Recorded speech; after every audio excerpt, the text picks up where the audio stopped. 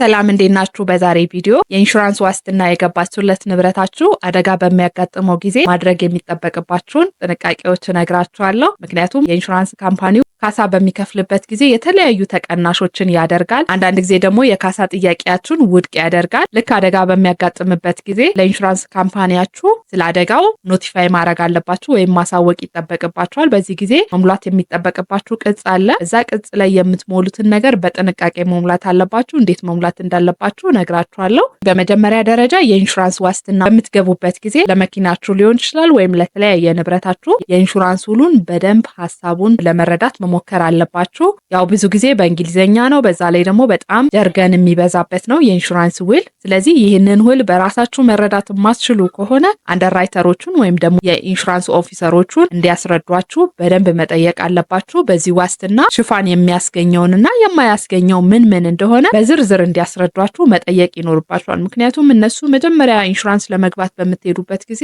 ወዲያው ነው የሚያስገቧችሁ፣ ወዲያው ያስተናግዷቸዋል። ችግሩ የሚመጣው መቼ ነው? የካሳ ጥያቄ በምታቀርቡበት ጊዜ በውሉ ላይ ያሉት እያንዳንዱ ሁኔታዎችና በውሉ ላይ የተቀመጡ ነገሮች ዝርዝር ሁኔታዎች ሁሉ በዲቴይል ይታያሉ ማለት ነው። ስለዚህ በአደጋ ጊዜ የአደጋ ጥያቄያችሁ ውድቅ እንዳይደረግባችሁ ብሎም ደግሞ የሚቀነስባችሁ መጠን ከፍተኛ እንዳይሆንባችሁ ከመነሻው ጀምሮ የኢንሹራንስ ሽፋን በምትገዙበት ጊዜ የያዛችሁት ውል ያለው ሽፋን ምን እንደሆነ፣ የማያካትተው ሽፋንስ ምን እንደሆነ ቀድማችሁ ማወቅ ይኖርባችኋል። አንዳንድ ጉዳዮች ተጨማሪ ክፍያ ከፍላችሁ ዋስትናውን ልታገኙ ትችላላችሁ። አንዳንዶቹ ደግሞ ኤክስክሉድ የተደረጉ በኢንሹራንስ ዋስትና የማይሰጣቸው ሊሆኑ ይችላሉ። ስለዚህ ይህንን ቀድማችሁ ኢንሹራንስ በምትገቡበት ጊዜ ነው ማወቅ ያለባችሁ። አደጋ ደርሶባችሁ የአደጋው ጭንቀት እያለ እንደገና ደግሞ አደጋ ከደረሰባችሁ በኋላ በምትመጡበት ጊዜ ይሄ ጉዳይ በኢንሹራንስ ውላችሁ ሽፋን አልተሰጠውም ስትባሉ በዛ ሰዓት የሚኖረው ሁኔታ ከባድ ስለሚሆን ቀድማችሁ አውቃችሁ እንድትጠነቀቁበት ወይም እንድትዘጋጁ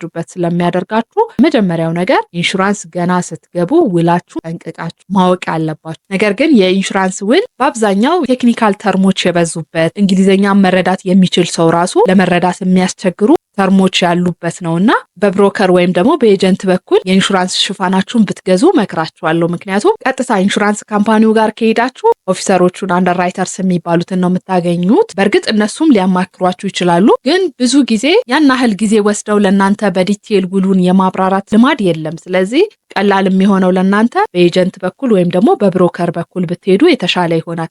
በነገራችን ላይ ኤጀንቶችም ሆኑ ብሮከሮች ለእናንተ የምክር አገልግሎት በመስጠታቸው የኢንሹራንስ ዋስትናውን በእነሱ በኩል በመግባታችሁ ለኤጀንትም ለብሮከርም መክፈል አይጠበቅባችሁም። ለእነሱ ኮሚሽን የሚከፍላቸው ኢንሹራንስ ካምፓኒው ነው። ስለዚህ እናንተ ፍሪ ሰርቪስ ነው የምታገኙት። ኢንሹራንስ ካምፓኒው ደግሞ ለእነሱ የሚከፍላቸው በእነሱ በኩል ስለሆነ እናንተ ሽፋኑን ያገኛችሁት ቢዝነስ እንዳመጡ ስለሆነ የሚታሰብላቸው ኢንሹራንስ ካምፓኒው ለነሱ ኮሚሽን ይከፍላቸዋል። እናንተ ግን ይህንን የምክር አገልግሎት ከኤጀንትም ሆነ ከብሮከር በማግኘታችሁ ምንም አይነት ክፍያ መክፈል አይጠበቅባችሁም። እናንተ መክፈል የሚጠበቅባችሁ ለንብረታችሁ የኢንሹራንስ ዋስትና ሽፋን ስለገባችሁ ለዛ ፕሪሚየም ትከፍላላችሁ፣ ወይም በአማርኛ አረቦን ይባላል። ስለዚህ በእነሱ በኩል ብትሄዱ ትጠቀማላችሁ። አንደኛ ምንም ክፍያ ስለሌለው ፍሪ ሰርቪስ ስለሆነ፣ ነገር ግን በነፃ የሙያ ድጋፍ ታገኛላችሁ ማለት ነው። በዛ ላይ ደግሞ ምን አይነት ዋስትና መግባት እንዳለባችሁ፣ ተጨማሪ ዋስትና መግባት ካለባችሁ የተወሰነ ፕሪሚየም ከፍላችሁ ተጨማሪ ዋስትናም እንድትገቡ ሊመክሯችሁ ይችላሉ። ምክንያቱም ከምትሰሩት የስራ ሁኔታ ካላችሁ የስራ እንቅስቃሴ ሁኔታ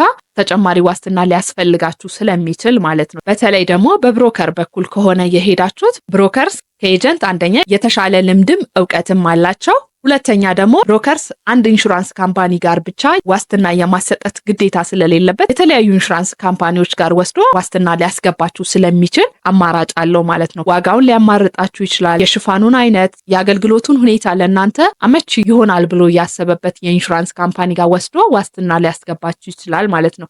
ኤጀንት ከሆነ ግን ለአንድ ኢንሹራንስ ካምፓኒ ነው የሚሰራው።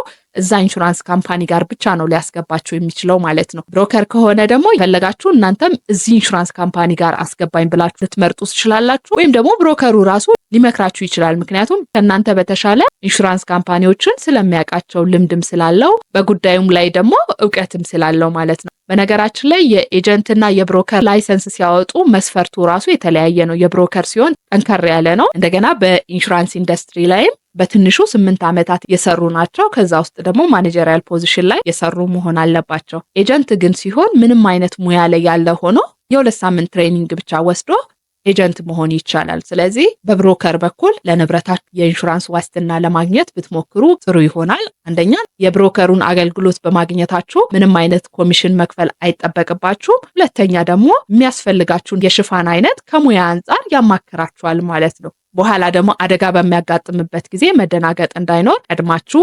እንድትዘጋጁበትና እንድትጠነቀቁበት ስለሚያደርጋችሁ በብሮከር በኩል መሄድ የተሻለ ይሆናል። ለእናንተ ትጠቀሙበታላችሁ ማለት ነው። ሁለተኛው ጥንቃቄ ደግሞ አደጋ በሚደርስባችሁ ጊዜ ነው።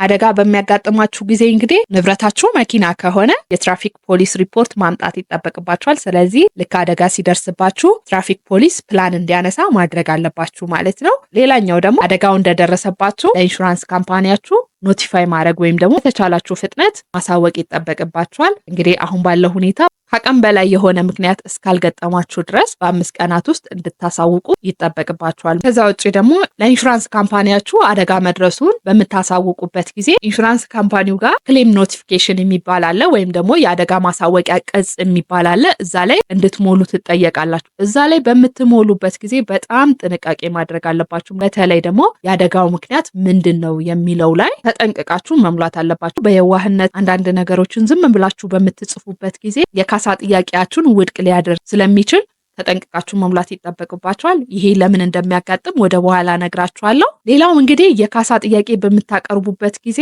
የካሳ ክፍያው የሚከፈለው የተለያዩ ተቀናሾች አሉ በኢንሹራንስ አሰራር ማለት ነው። ነገር ግን የሚቀነሰው መጠን አነስተኛ እንዲሆን ማድረግ ትችላላችሁ። በኢንሹራንስ አሰራር ሊከፈላችሁ ከሚችለው የካሳ ጥያቄ ውስጥ የተቀናሽ አይነቶቹ የመጀመሪያው ኤክሰስ ነው። ኤክሰስ የሚባለው አደጋ መነሻ የሚባለው ነው። ኤክሰስን እንግዲህ ማስቀረት አይቻልም። ኤክሰስ 3 ዓላማዎች አሉ። አንደኛ የኢንሹራንስ ሽፋን አለን ብላችሁ ግዴለሽ እንዳትሆኑ ለንብረታችሁ ጥንቃቄ እንድታደርጉ ማለት ነው። ምክንያቱም አደጋ በደረሰ ሰዓት ሙሉ የካሳውን መጠን ኢንሹራንስ ካምፓኒው አይከፍላችሁ፣ የተወሰነውን እናንተም እንድትጋሩ የምትደረጉበት ሲስተም ነው። ስለዚህ እናንተም ለደረሰው አደጋ የካሳ መጠን ስለምትጋሩ ጥንቃቄ ታደርጋላችሁ ማለት ነው። ኢንሹራንስ ካምፓኒው ሙሉውን ስለማይከፍላችሁ። ሁለተኛው ደግሞ ለእያንዳንዱ አነስተኛ የካሳ ጥያቄ ኢንሹራንስ ካምፓኒው ጋር እንዳትሄዱ የሚያደርግ ነው። ምክንያቱም ይሄ የአድሚኒስትሬሽን ኤክስፔንሱን ለመቀነስ ሲባል የሚደረግ ነው። ሶስተኛው ደግሞ ለእናንተም የተወሰነ የአረቦን ቅናሽ ያደርግላችኋል። የተወሰነውን የካሳ መጠን ራሳችሁ ስለሆናችሁ የምትሸፍኑት ያንን የምትሸፍኑትን ያህል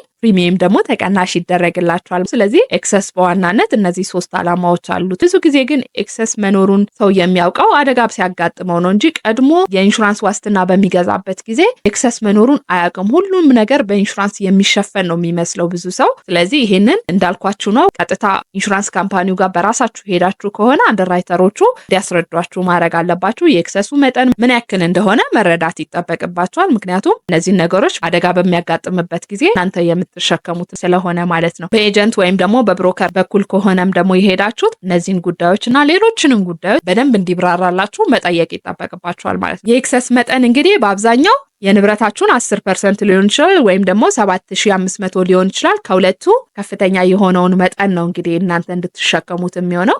ለምሳሌ የመኪናችሁ መጠን 1 ሚሊዮን ቢሆን የ1 ሚሊዮን 10% 100 ሺህ ብር ይሆናል። ስለዚህ 1 ሚሊዮን ዋጋ ያለው ንብረታችሁ ሙሉ ውድመት ከደረሰበት 1 ሚሊዮን ሙሉ ካሳ አይሰጣችሁም። ከ1 ሚሊዮን ውስጥ 100 ሺውን እናንተ ራሳችሁ ሪቴን የምታደርጉት ወይም ደግሞ እናንተ የምትሸከሙት ይሆናል። የተቀረውን ደግሞ 900 ሺውን ኢንሹራንስ ካምፓኒው ይከፍላችኋል ማለት ነው። ይሄ እንግዲህ በሙሉ ውድመት በሚሆንበት ጊዜ ነው። የገጠማችሁ አደጋ ፓርሻል ከሆነ ወይም ደግሞ የተወሰነ ጉዳት ከሆነ የደረሳችሁ ጉዳቱ በደረሰው ልክ ለምሳሌ የጉዳቱ መጠን 100 ሺህ ከሆነ የ100 ሺህ 10% እናንተ የምትሸከሙ ይሆናል። የቀረውን መጠን ደግሞ ኢንሹራንስ ካምፓኒያችሁ ከፍላችኋል ማለት ነው። ነገር ግን እዚህ ጋር ልብ ማለት ያለባችሁ ለምሳሌ ጉዳቱ 50 ሺህ ብር ቢሆን የ50 ሺህ ብር 10% 5 ሺህ ብር ነው። ከ5 ሺህ እና ከ7500 7500 ይበልጣል። ከሁለቱ ከፍተኛ የሆነ እንደዚህ በሚሆንበት ጊዜ 7500 ብር እንድትከፍሉ ትደረጋላችሁ ማለት ነው። የኤክሰስ መጠን እንግዲህ በውላችሁ ላይ በሚቀመጥበት ጊዜ በፐርሰንትና እንደዚሁም ደግሞ በሙሉ ቁጥር ተደርጎ ነው የሚቀመጥላችሁ ማለት ነው። ለምሳሌ ቀድሜ እንደነገርኳችሁ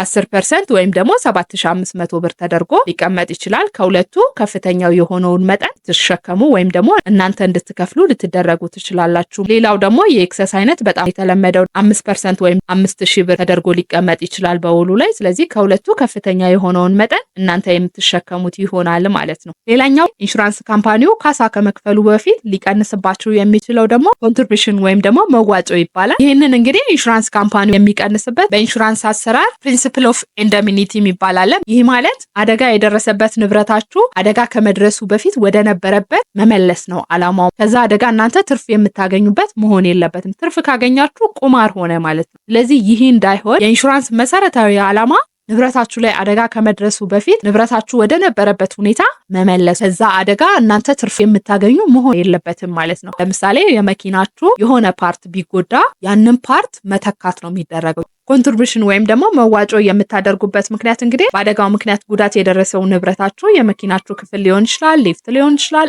ማንኛውም የንብረታችሁ ክፍል በአደጋ ጉዳት የደረሰበት እቃችሁ በአዲስ ከተቀየረላችሁ የእናንተ ንብረት አደጋው በፊት በነበረበት ሁኔታ ወደ ገበያ አውጥታችሁት ቢሆን የሚያወጣው ዋጋና ኢንሹራንስ ካምፓኒው ደግሞ አዲስ እቃ ከሆነ የተካላችሁ በሁለቱ መካከል ያለው ልዩነት እናንተ ኮንትሪቢዩት እንድታደርጉ ወይም ደግሞ መዋጮ እንድትከፍሉ ይደረጋላችሁ። የእናንተ እቃ አሮጌ ሆኖ አዲስ እቃ ገዝቶላችሁ ኢንሹራንስ ካምፓኒው ከሰጣችሁ በአደጋው ምክንያት ትርፍ አገኛችሁ ማለት ነው። ከኢንሹራንስ ደግሞ ትርፍ ማግኘት አይቻልም። ስለዚህ ይህ እንዳይሆን ኢንሹራንስ አደጋ ከመድረሱ በፊት ወደ ነበራችሁበት ሁኔታ እናንተን የመመለስ እንጂ ከአደጋው ትርፍ የምታገኙ መሆን የለበትም። ይህን ካደረጋችሁማ ኢንሹራንስ ቁማር ሊሆን ነው ማለት ነው። ስለዚህ ይህ እንዳይሆን እናንተ እቃ ጉዳት የደረሰበት እቃ አሮጌ ከነበረ አደጋ ከመድረሱ በፊት ማለት ነው ኢንሹራንስ ካምፓኒው ደግሞ በአዲስ እቃ ከተካላችሁ በአዲሱ እቃና በእናንተ እቃ መካከል ያለውን ዋጋ ልዩነት መዋጮ እንድትከፍሉ ይደረጋላችሁ ማለት ነው። ነገር ግን ኢንሹራንስ ካምፓኒው በአደጋ ምክንያት ጉዳት የደረሰበትን ንብረታችሁን የተካላችሁ በአሮጌ እቃ ከሆነ መዋጮ መክፈል አይጠበቅባችሁም ማለት ነው። ስለዚህ ይሄ ከመሆኑ በፊት ከኢንሹራንስ ካምፓኒው ጋር በአዲስ ሪፕሌስ እንዲደረግላችሁ መነጋገር ትችላላችሁ፣ ወይም ደግሞ በአሮጌም እቃ እንዲተካላችሁ መነጋገር ትችላላችሁ ማለት ነው። የመክፈል አቅም የለኝም ካላችሁ ወይም ደግሞ የተሻለ ለእናንተ የሚጠቅማችሁን ነገር ማለት ነው። በነገራችን ላይ የኢንሹራንስ ካሳ በሚከፈልበት ጊዜ ውሳኔው የኢንሹራንስ ካምፓኒው ነው። ግን ቀድማችሁ ከኢንሹራንስ ካምፓኒው ጋር ከተነጋገራችሁ ኢንሹራንስ ካምፓኒው እናንተ ያቀረባችሁትን አማራጭ ኢንሹራንስ ካምፓኒውን የማይጎዳ ከሆነ ሊቀበላችሁ ወይም ደግሞ ከእናንተ ሀሳብ ጋር ሊስማማ ስለሚችል ቀድማችሁ አዲስ ይተካላችሁ ወይም ደግሞ ያገለገለ ይተካላችሁ የሚለውን እናንተ እንደምትፈልጉት አቅማችሁን አይታችሁ። የዚህ ዓላማ በዋናነት ለአሮጌ እቃችሁ አዲስ እቃ ከተተካላችሁ አደጋን ሞራል አዛርድን የሚያበረታታ ይሆናል። ምክንያቱም ሰው ምን ያደርጋል? ያለው አሮጌ እቃ ጉዳት እንዲደርስበት ያደርግና ኢንሹራንስ ካምፓኒው አዲስ ይገዛልኛል የሚል ሀሳብን እንዲይዝ ያደርገዋል ማለት ነው። ስለዚህ እንደዚህ አይነት ሀሳቦች እንዳይኖሩ ሞራል አዛርድንም ለመከላከል ሲባል ከአደጋው ትርፍ ማግኘት የለባችሁም ማለት ነው። ኢንሹራንስ ማክሲመም የሚያደርግላችሁ ከአደጋው በፊት ወደ ነበራችሁበት ሁኔታ እናንተን መመለስ ነው እንጂ ከአደጋው ትርፍ የምታገኙ መሆን የለባችሁም ማለት ነው። ሌላኛው ደግሞ በአደጋ ጊዜ የሚያጋጥመውና ካሳ በሚከፈልበት ጊዜ ኢንሹራንስ ካምፓኒው ተቀናሽ ሊያደርግባችሁ የሚችለው ደግሞ አቨሬጅ ወይም ደግሞ አንደር ኢንሹራንስ ነው። ይሄ እንግዲህ የሚያጋጥመው ብዙ ጊዜ ኢንፍሌሽን ባለበት ኢኮኖሚ ውስጥ ነው። ሰሞኑን ትንሽ ኢንፍሌሽኑ የመረጋጋት ነገር አለ። በተለይ በንብረቶች ላይ የመኪና የቤትና የተለያዩ ትልልቅ ንብረቶች ዋጋቸው የተወሰነ መረጋጋት አሳይተዋል። ነገር ግን ከፍተኛ ኢንፍሌሽን በነበረበት ጊዜ ታስታውሱ እንደሆነ የመኪና ዋጋ በየጊዜው በሚጨመርበት ጊዜ በዛ ጊዜ በጣም አንደር ኢንሹራንስ ያጋጥማል። አንደር ኢንሹራንስ አለ የሚባለው ለምሳሌ የመኪናችሁ ዋጋ ገበያ ላይ 5 ሚሊዮን የሚያወጣ ሆኖ እናንተ ግን በ4 ሚሊዮን የገዛሁት ብላችሁ በ4 ሚሊዮን ከሆነ ኢንሹራንስ የገባችሁት አንደር ኢንሹራንስ አለ ይባላል። የዚህ ምሳሌ እንግዲህ የአንደር ኢንሹራንስ መጠኑ 4 ሚሊዮን ሲካፈል ለ5 ሚሊዮን 80% ይሆናል። የመኪናችሁን 80% ነው ዋስትና የገባችሁት፣ ሙሉ ለሙሉ ሽፋን አላገኛችሁም ማለት ነው። ለዚህ ልክ አደጋ በሚያጋጥምም ጊዜ ለምሳሌ የደረሰባችሁ አደጋ ሙሉ ውድመት ወይም ደግሞ ቶታል ሎስ ከሆነ ያጋጠማችሁ የሚከፈላችሁ 4 ሚሊዮን ይሆናል። ምክንያቱም እናንተ የገባችሁለት ዋስትና 4 ሚሊዮን ነው ብላችሁ ስለሆነ ከዛ ላይ ግን ኤክሰስ ይቀነስባችኋል። ነገር ግን የደረሰባችሁ አደጋ ፓርሻል ሎስ ወይም ደግሞ የመኪናችሁ የተወሰነ ፓርት ብቻ ከሆነ የተጎዳው ያ የተጎዳው ፓርት ለምሳሌ 1.5 ሚሊዮን ከሆነ የሚያወጣው ሙሉ 1.5 ሚሊዮኑን አይከፍላችሁም ማለት ነው። ምክንያቱም እናንተ ለመኪናችሁ ሙሉ ለሙሉ ዋስትና ስላልገባችሁለት። ይህንን እንዴት ነው የሚያሰላው? ለመኪናችሁ ዋስትና የገባችሁት 80% ያህል ብቻ ስለሆነ የመኪናችሁን ጉዳት በ80% ነው የሚያበዛው። በዚህ ምሳሌ መሰረት 1.5 ሚሊዮን ነው የጉዳቱ መጠን ካለ 1.5 ሚሊዮን ሲባዛ በ80% እናረጋለን ማለት ነው። ስለዚህ ኢንሹራንስ ካምፓኒው የሚያስብላችሁ 1.2 ሚሊዮን ብር ብቻ ይሆናል። ከዚህ 1.2 ሚሊዮን ብር ላይ ደግሞ ኤክሰስ ይቀነሳል። ኤክሰስ ሁሉም ላይ ግድ ነው በነገራችን ላይ። ይሄ እንዳያጋጥማችሁ እናንተ በገዛችሁት ዋጋ ሳይሆን ኢንሹራንስ መግባት ያለባችሁ ኢንሹራንስ ዋስትና በምትገዙበት ጊዜ ባለው የገበያ ዋጋ። በመሃል ራሱ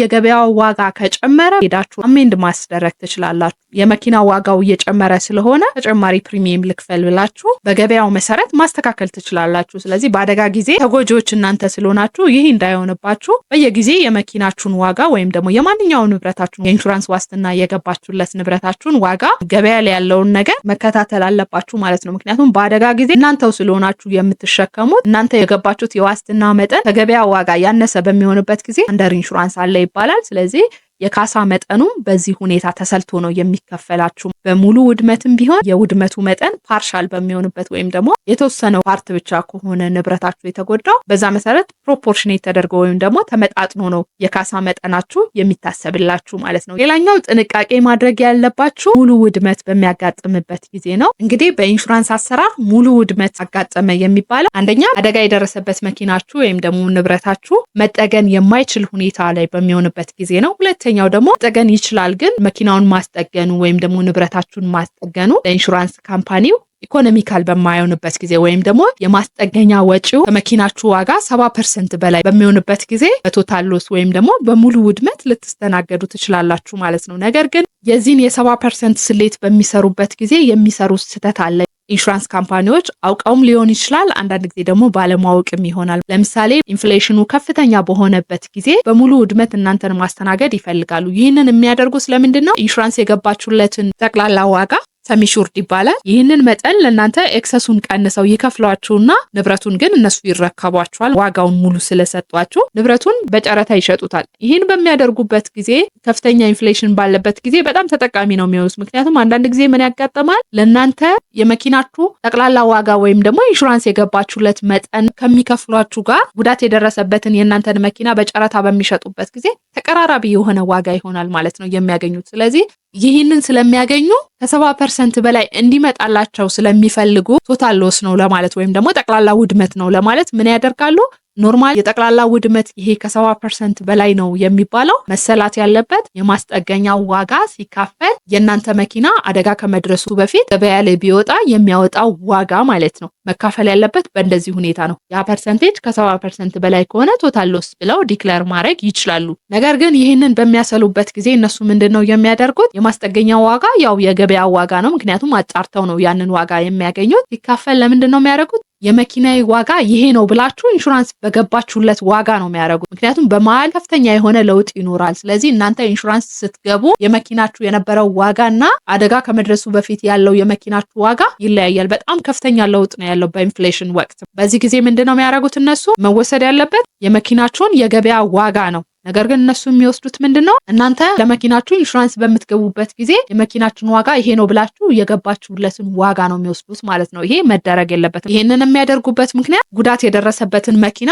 ጨረታ አውጥተው በሚሸጡበት ጊዜ ከፍተኛ ጥቅም ስለሚያገኙበት ነው። በኢንፍሌሽን ጊዜ ነው ይሄንን ማድረግ በብዛት የሚፈልጉት። ስለዚህ ይሄ በሚሆንበት ጊዜ ስሌቱን እንዴት እንዳሰሉት እንዲያስረዷችሁ፣ እንዲያሳያችሁ ማድረግ ይጠበቅባችኋል። መከራከርም ይጠበቅባችኋል ማለት ነው። ከዛ ውጭ ግን አንዳንድ ደንበኞች እንደዚህ በሚሆንበት ጊዜ በቶታል ሎስ ወይም ደግሞ ሙሉ ውድመት ነው በሚባሉበት ጊዜ ንብረቱን እኔ ራሴ ወስደዋለሁ የማስጠገኛውን ዋጋ ብቻ ስጡኝ ይላሉ። እንደዚህ በሚሆንበት ጊዜ ደግሞ የማስጠገኛው ዋጋ በጣም አነስተኛ እንዲሆን ያደርጉባቸዋል። ይህንንም የሚያደርጉት ምንድነው? ሙሉ ውድመት የደረሰባችሁ ንብረታችሁ ዋጋውን በጣም ከፍተኛ አድርገው ስለሚገምቱት እነሱ ካሳ ከሚከፍሉት ላይ ይህንን ከፍተኛ አድርገው የገመቱትን መጠን ይቀንሱታል። ምክንያቱም ሙሉ ውድመት የደረሰበት ንብረታችሁን መልሰው ለእናንተ ስለሚሰጡ የእሱን ዋጋ ተቀናሽ አድርገው ኤክሰሱንም ተቀናሽ አድርገው የቀረችውን መጠን ነው ለማስጠገኛ ብለው የሚሰጧችሁ ማለት ነው። እንደዚህ በሚሆንበት ጊዜ አሁንም መከራከርና መነጋገር ትችላላችሁ። ለምን? ሙሉ ውድመት የደረሰባችሁ የመኪናችሁ ቅሪተ አካል በተጋነነ ሁኔታ የመገመት ነገር ስላለ ማለት ነው። እንደዚህ በሚሆንበት ጊዜ የጉዳት ገማች የሚባሉ አሉ፣ በብሔራዊ ባንክ ላይሰንስ የተሰጣቸው ማለት ነው። ለነሱ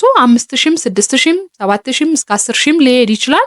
ለነሱ ከፍላችሁ ማስገመት ትችላላችሁ። ትክክለኛ የገበያ ዋጋ የቅሪተ አካሉ ወይም ደግሞ ይሄ ውድመት የደረሰበት ንብረታችሁ ገበያ ላይ ስንት ያወጣል የሚለውን በተጋነነ መልኩ እንዳይገመትባችሁ ትክክለኛ የገበያ ዋጋው እንዲገምትላችሁ ማድረግ ትችላላችሁ። እንደገና ደግሞ የገበያ ጥናት ራሳችሁን ማድረግ ትችላላችሁ። በነገራችን ላይ የኢንሹራንስ ካሳ በጣም ክርክር ይፈልጋል። እናንተ ባርጌን ባደረጋችሁ፣ አርጊው ባደረጋችሁ፣ በተከታተላችሁ፣ በተከራከራችሁት መጠን ነው ካሳ የምታገኙት። በጣም የሚገርመው ማለት ነው። አሁን በጣም የተለመደ የተለመደው ነገር ቆራርጠው ይሄ ነው የሚገባችሁ ይሉና እናንተ ገፍታችሁ ስትከራከሩ ማስረጃ ስታመጡ በደንብ ስትጋፈጧቸው ያሻሽሉታል የሚገርማችሁ። ስለዚህ አሁን ያለው የአሰራር ሁኔታ ይሄ ስለሆነ የተሰጣችሁን ዝም ብላችሁ አትቀበሉ። እስከ ላይም ሂዱ፣ ማናጀሩ ጋር አስገባኝ በሉ፣ ክሌም ኦፊሰሩ ጋር ጉዳዩ እንዲያልቅ ዝም ብላችሁ የተሰጣችሁን መጠን ፈቅዳችሁ አትቀበሉ።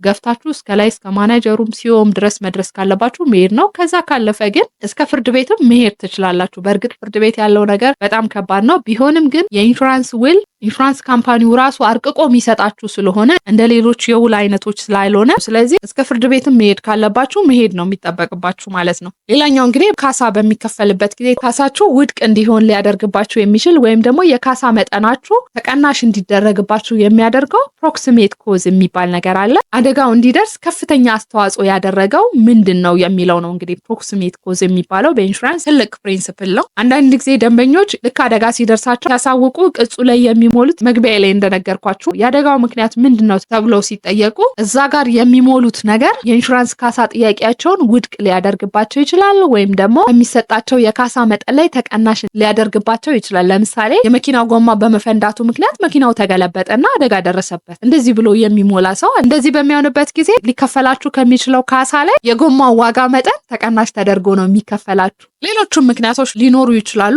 በመኪና ውስጥ እሳት በመፈጠሩ ምክንያት እሳቱን የፈጠረው ነገር እንደዚህ በሚሆንበት ጊዜ የመኪናችሁ የዛችኛዋ ፓርት ዋጋ ተቀናሽ ተደርጋ ነው ካሳ የሚከፈላችሁ። ስለዚህ የእውነትም እንደዛ ሆኖ ከሆነ ያው የኢንሹራንስ አሰራር ስለሆነ ምንም ማድረግ አይቻልም። አንዳንድ ጊዜ ግን ደንበኞች ባለማወቅ ያልሆነ ነገር ይጽፉና የካሳ ጥያቄያቸው ውድቅ እንዲሆን ሊደረግባቸው ይችላል። ከዛ ውጭ ግን ፕሮክሲሜት ኮዝ ላይ በህግ የተከለከሉ ነገሮችን በማድረጋችሁ ምክንያት አደጋ ከደረሰባችሁ የካሳ ጥያቄያችሁ ሙሉ ለሙሉ ውድቅ ይደረግባቸዋል። ነገር ግን በህግ የተከለከለው እናንተ ያደረጋችሁት ነገር መኪናችሁ ላይ ወይም ደግሞ ንብረታችሁ ላይ አደጋ እንዲደርስ ከፍተኛ አስተዋጽኦ ያለው መሆን አለበት ማለት ነው። ህግን በመተላለፋችሁ ምክንያት ለአደጋው ከፍተኛ አስተዋጽኦ ያደረገ ከሆነ የካሳ ጥያቄያችሁ ሙሉ ለሙሉ ውድቅ ይደረጋል። ህግን ተላልፋችሁ ነገር ግን አደጋ እንዲደርስ ከፍተኛ አስተዋጽኦ ያደረገው ምክንያት ህግን የተላለፋችሁበት ምክንያት ካልሆነ ግን የካሳ ጥያቄያችሁ ውድቅ ሊደረግ አይችልም ማለት ነው። ይህንን ነገር በነገራችን ላይ አንድ ጠበቃ ሲያወራ ሰምቼዋለሁኝ። ሰበር ላይ የተወሰነ ውሳኔ ብሎ ማለት ነው። አንድ መኪና መጫን ከሚገባው በላይ ጭኖ እየሄደ በነበረበት ጊዜ ሌላ መኪና ከፊት ለፊት መጥቶ ገጨው። ስለዚህ እሱ መኪና ከፍተኛ ጉዳት ደረሰበት ማለት ነው። ኢንሹራንስ ካምፓኒው ከተፈቀደው ጭነት በላይ በመጫን ምክንያት የካሳ ጥያቄውን ውድቅ ያደርግበታል ማለት ነው። ካሳ የሚገባው ሰው ፍርድ ቤት ይሄዳል። የታችኞቹ ፍርድ ቤት ካሳው አይገባውም ያልተፈቀደን ነገር በማድረጉ ምክንያት በሚል የካሳ ጥያቄ ውድቅ መደረጉ ትክክል ነው ብሎ ተወስኖበት ነበረ። ጉዳዩ እስከ ሰበር ደርሶ ሰበር ላይ ምንም እንኳን ከተፈቀደው በላይ የጫነ ቢሆንም በሌላ መኪና በመገጨቱ ምክንያት ነው እንጂ አደጋው የደረሰ ከተፈቀደው በላይ በመጫኑ ምክንያት አይደለም፣ የካሳ ጥያቄው ተገቢ ነው በሚል ካሳውም እንዲከፈለው ውሳኔ አስተላልፏል። ስለዚህ ህግን ተላልፋችሁ በምትገኙበት ጊዜ የደረሰው አደጋ ህግን ተላልፋችሁ የመጣ በሚሆንበት ጊዜ ምንም ጥያቄ የለውም፣ የካሳ ጥያቄው ውድቅ ይደረጋል። ነገር ግን ለአደጋው ከፍተኛ አስተዋጽኦ ያደረገው ከተላለፋችሁት ህግ ውጪ ከሆነ ካሳውን የማግኘት መብት ይኖራችኋል ማለት ነው። ስለዚህ እነዚህን ጉዳዮች የአደጋ ማሳወቂያ ቅጹ ላይ በምትሞሉበት ጊዜ ተጠንቅቃችሁ መሙላት ይጠበቅባችኋል። እዛ ጋር የምትሞሉት ነገር የካሳ ጥያቄያችሁን ለመወሰን መንደርደሪያ ስለሚሆናቸው ተጠንቅቃችሁ መሙላት ይጠበቅባችኋል። ከዛ ባለፈ ግን እናንተ በሞላችሁት ላይ ብቻ ተንተርሰው ይወስናሉ ማለት አይደለም። የትራፊክ ፖሊስ ሪፖርት ሊኖር ይችላል። ሌሎችንም ማስረጃዎችን ሊያሰባስቡ ይችላሉ። አሁን ባለው ሁኔታ ደግሞ በአብዛኛው ኢንሹራንስ ካምፓኒዎች ላለመክፈል የሚያደርጉት ትግል በጣም ከፍተኛ ነው። ይህ በጣም የሚያሳዝነው ነገር ነው። በአጠቃላይ አደጋ በሚደርስበት ጊዜ አቅም በላይ የሆነ ችግር ካልገጠማችሁ በስተቀረ 5 ቀን ውስጥ ወዲያው ለኢንሹራንስ ካምፓኒያችሁ ማሳወቅ ይጠበቅባችኋል። እንደዚሁም ደግሞ የሚጠበቅባችሁን ዶክመንቶች ቶሎ አሟልቷችሁ ክትትሉን ማድረግ ይጠበቅባችኋል ማለት ነው። እናንተ ዝም ባላችሁ ቁጥር ኢንሹራንስ ካምፓኒው ዝም ነው የሚላችሁ። በነገራችን ላይ ፕሮሰስ አያደርገውም። በቃ ሌሎች ጉዳዮች ላይ ነው የሚገቡትና ይሄ በጣም የሚያሳዝነው ፓርት ነው። ምልልሶች ስለሚኖሩ ማለት ነው። የሆነ ዶክመንት አምጡ ትባላላችሁ፣ ትሰጣላችሁ። ከዛ ደግሞ ቆይቶ ይሄን አላመጣህም ይሄን አምጣ ምናምን እንደዚህ ነገሮች አሉ በጣም ማለት ነው። ስለዚህ ይሄ እንዳይሆን ቀድማችሁ አደጋውን ኖቲፋይ አድርጉ።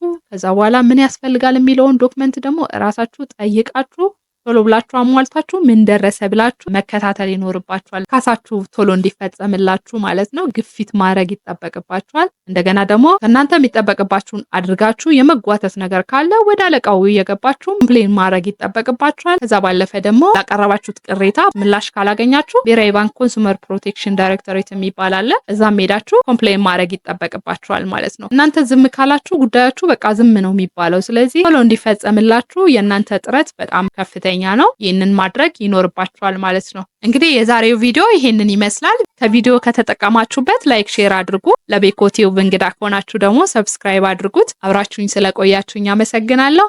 ቻው